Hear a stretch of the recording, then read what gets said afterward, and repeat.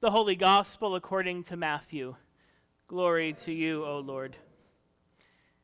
Now when Jesus heard about the beheading of John the Baptist, he withdrew from there in a boat to a deserted place by himself. But when the crowds heard it, they followed him on foot from the towns. When he went ashore, he saw a great crowd, and he had compassion for them and cured their sick. When it was evening, the disciples came to him and said, "This is a deserted place, and the hour is now late. Send the crowds away so that they may go into the villages and buy food for themselves." Jesus said to them, "They need not go away. You give them something to eat." They replied, "We have nothing here but 5 loaves and 2 fish." And he said, "Bring them here to me." Then he ordered the crowds to sit down on the grass.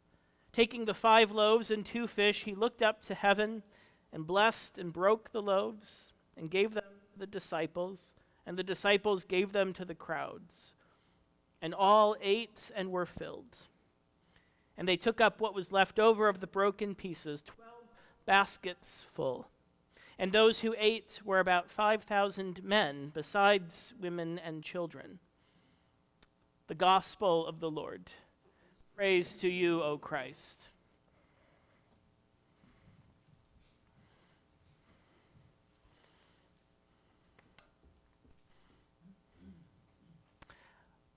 I'd like to think I know a thing or two about good food.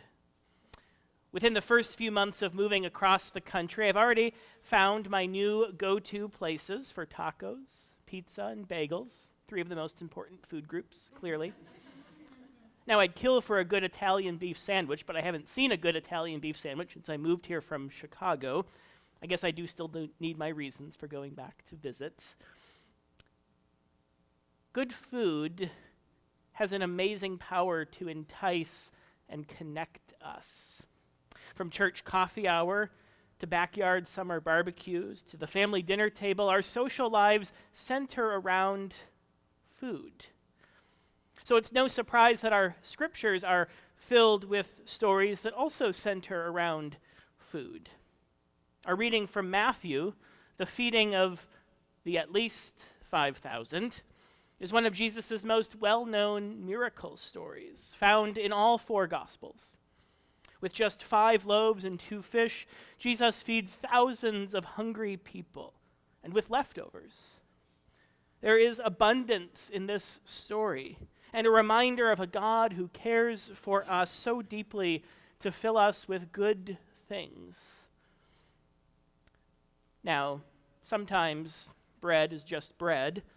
A seminary professor once said to me in response to a sermon I had just preached in class about John's version of this same story. But with all due respect to Dr. Barbara Rossing, sometimes bread, especially where Jesus is involved, is more than just bread. It seems to me that there is something more going on here. Taking the 5 loaves and the 2 fish, Jesus looked up to heaven and blessed and broke the loaves and gave them to the disciples. Does that sound a little familiar? Blessed, broke, gave. Those are Eucharistic words. These are the words that gather us around this table and this meal, words that connect simple bread to a profound promise. Something similar is happening in Isaiah. The prophet begins with an enticing invitation, wine and milk without money and without price.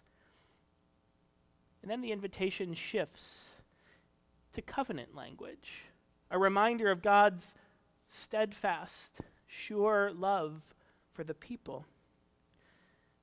It's a stunning move. The ordinary stuff of life, bread and fish, water, milk, becomes a vehicle for divine promise, a promise of abundance and life.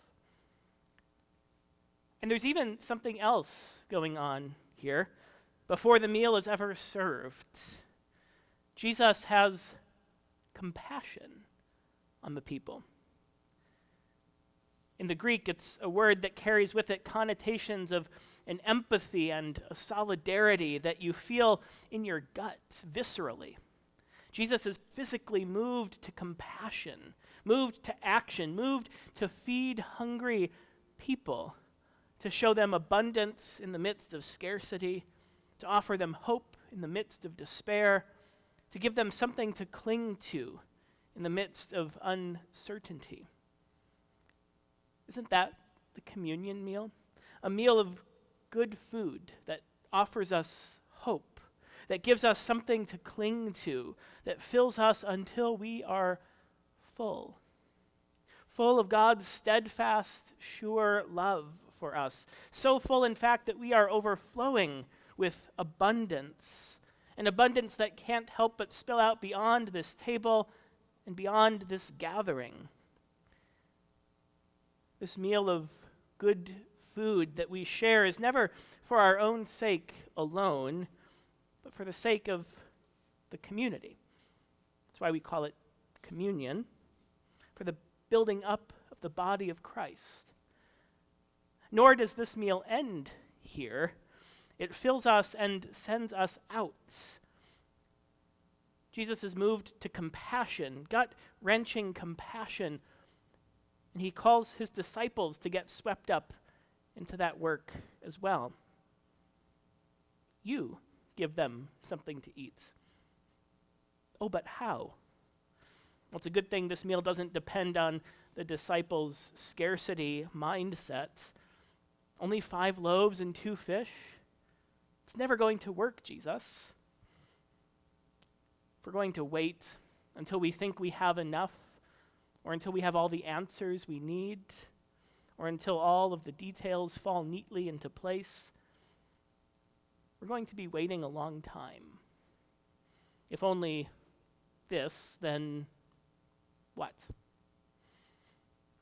Jesus feeds the hungry crowds now. God fills us who hunger now. What we need is here. Bread, wine, grace, community, good and rich food that satisfies.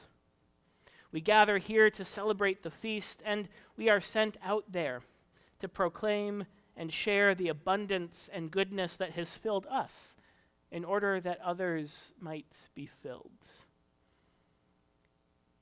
Jesus knew something about good food. Real good food, yes, for those who were physically hungry, because yes, sometimes bread is just bread. But also more than that. Good food that satisfies our deepest hunger and longing for connection, for community, for belonging. Come to this table. Delight in God's richness and abundance. Remember and experience God's love for you.